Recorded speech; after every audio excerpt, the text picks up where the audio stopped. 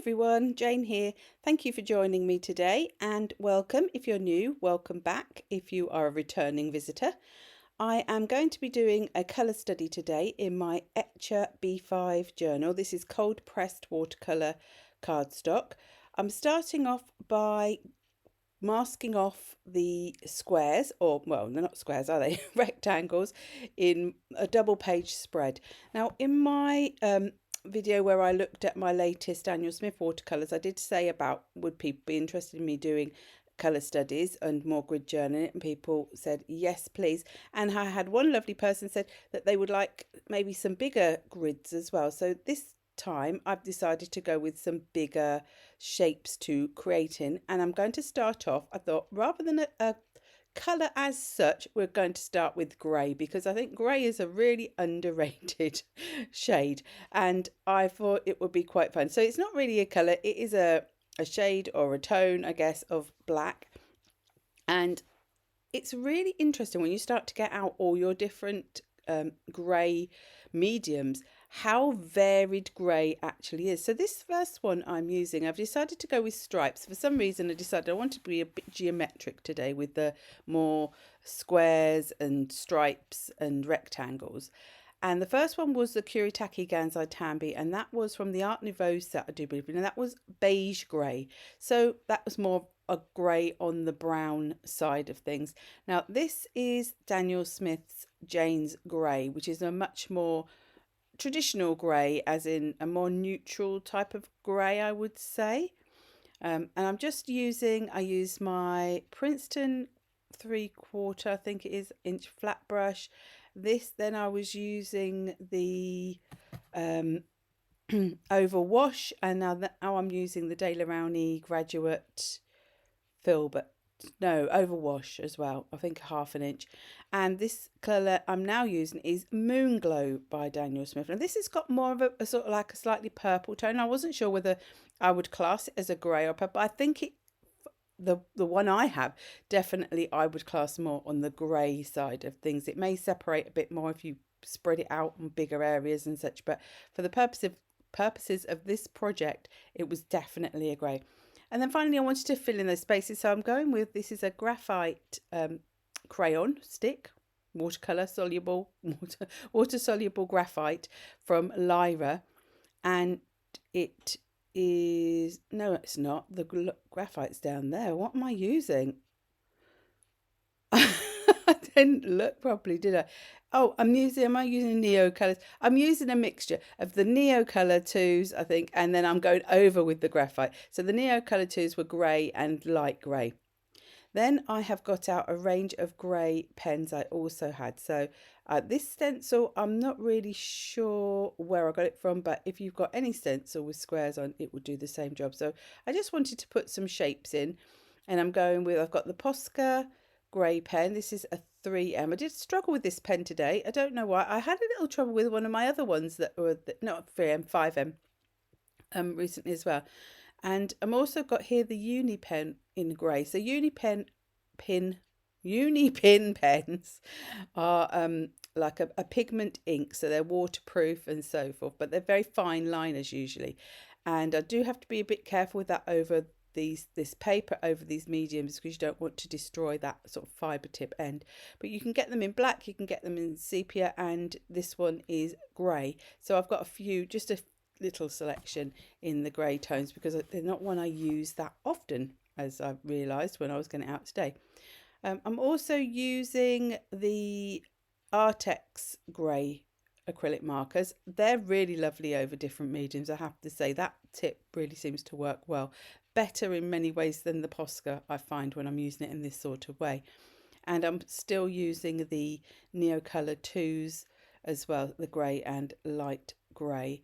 And then I am watering those out because I wanted to create sort of solid blocks of colour in my background. I didn't really know what I was doing with this. I was just sort of playing around, having fun, looking at all the different sorts of greys, because you get green greys, blue greys, grey greys, brown greys, purple greys. The greys are, you know, it's not as straightforward as you might think. Now here, this has come out really, really dark. I didn't see what I used. I'm not doing a very good job with this voiceover at all. I'm engrossed in what I'm saying rather than looking at what I'm doing. So then I thought, oh, I know, I've got these Graphite blocks, and I thought I had a big one in grey, but I didn't actually. But I did have some smaller Inktense graphite blocks, and I thought I'd picked a quite light grey, but when I actually put it down, it was very, very dark, so it's nearer to black. But then, you know, as we say, grey is, you know, part of that family, so it's just a very, very dark grey. So I'm just carrying on, adding in extra squares, and then I decided that I wanted some of those squares to have little bits of decoration and pattern, and the overwash was really nice to make those little sort of moon shaped patterns within the bigger blocks, excuse me. Then I added some sort of the acrylic paint pen over the top. I did the first one, and then I thought the second square, it wasn't quite dry, and that is something to remember because I do have a tendency to use my pens when I shouldn't. Now this is going to be a case in point because this is the Copic Acrea in the cool grey, and this is again another acrylic marker, but it is a very fine tip.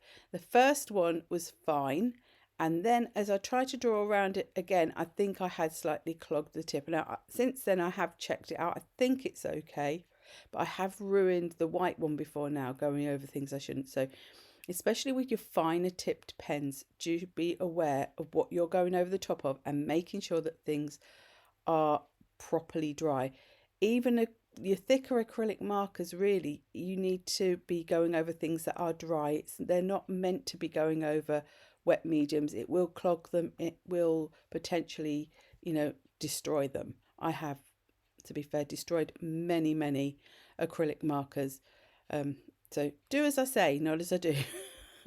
So I was giving it a bit of a dry here with the heat tool because I did want to make sure that I wasn't laying things down where I shouldn't. Oh, this one as well. I also had my big brush pen from Faber Castell, the Pitt pen. That's an India ink pen, and that was another grey I had.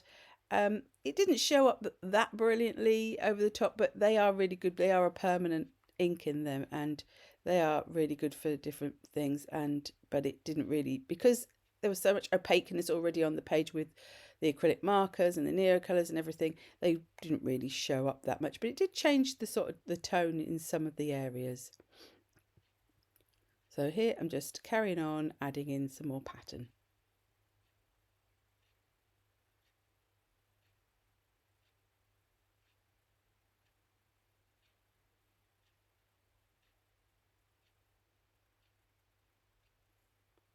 Now at this point I really wasn't sure whether I liked what I'd done or not, so I thought, what's the best thing to do when you're not sure?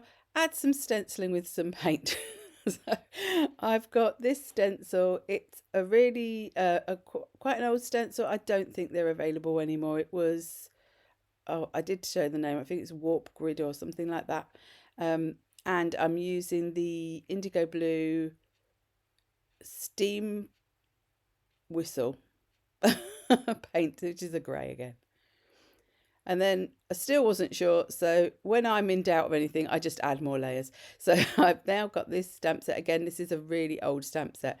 It's a really lovely one. I've used it so much over the years. It's really good. It's nice, great big mark making. I think it's Stampendous Stamp. I will, as always, list things in the description box below. I will link things where possible, but I don't always link everything because I do believe you know that if you've got something similar already in your stash, then use what you have. You know, don't buy something just because it's the same as what's been used on a video. You know, see how you can alternate with what you already have in your stash. And I was using the grey Versafine clay. I think it was called Morning Mist. And then I tried with the black, which was quite light, so it didn't really show up that much. And then I removed the tape. I thought what I was needing on this page then was some sort of focal elements in each of those grid boxes, because they felt unfinished to me. Now, if you were doing it and you thought, actually, I really love that as it is, of course you would leave it as it, as it is. But for me, I wanted something extra. I don't know why I cut. I think I was thinking I might put more than one on each box, and then I sort of decided that I only needed one. Because if I went more than one, then I'd have to go 3, and then it was getting complicated. So I just got these stars. They're from the Collage Soup Hey Diddle Diddle book. It's Hey Diddle Diddle, the cat and the fiddle, the cow jumped over the moon. So there's lots and lots of celestial themed pages in there. And I chose this one because, again, the colours were matching in with the theme of the spread. And these were really simple to cut out, these ones. So I did leave this in because it didn't take me that long. I chose 4 that were, there's a couple that are similar but different sizes, and I wanted to have some that were different sort of patterns on them. The Collage Soup pages are actually double-sided, but I quite like the variety that gives you. Obviously, at some point you're always going to be cutting something that you might want on the back, but there's so much in those books that, you're always going to find more that you can use. Now, when I put them here on here, I realised that was really going to blend into that background, so I needed to lift the focal point from the background a little bit. So I'm using the white Stabilo woody pencil. This is one that I would say, do be careful if you're going to try and add things on top of the woody Stabilo, unless you're watering it out. If you're watering it out, it's not so much a problem. I didn't want to water it out. I just wanted that more intense colour. But if you do try then to go over the top of that when it's not, it is quite a waxy sort of feel to it. And I have destroyed a pen using going over the top of this in the past. But I just wanted a little bit. I didn't want it to be really, really stark white like a paint might have given me. I wanted it to be quite diffused. And you can rub them out a bit, and I did start doing that. In a little while you'll see that actually I did smudge some of the black the pencil or the graphite that was on there, but it's not a problem. So I tried using Cosmic Shimmer glue. It was blocked, so I moved over to my indigo blue grab and go glue. And I'm just choosing different areas on each one to have a little focal point. And I really liked that. Once I put those on, that to me made it feel like a finished piece. I just felt it just needed something on each one to draw your eye, so the background wasn't so all-consuming, because they are quite busy backgrounds.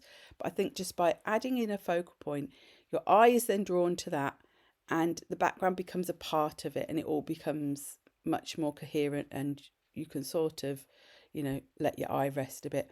And then I did feel it still needed a little bit more light.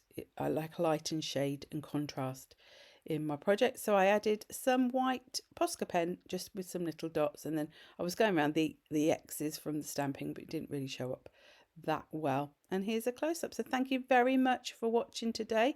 Let me know what colour you think I should do next for this little series of grid journals in the comments. And if you've enjoyed the video, give it a thumbs up. And if you're not already subscribed, I'd love it if you could join us. So until the next time, thank you very much for watching, and bye-bye.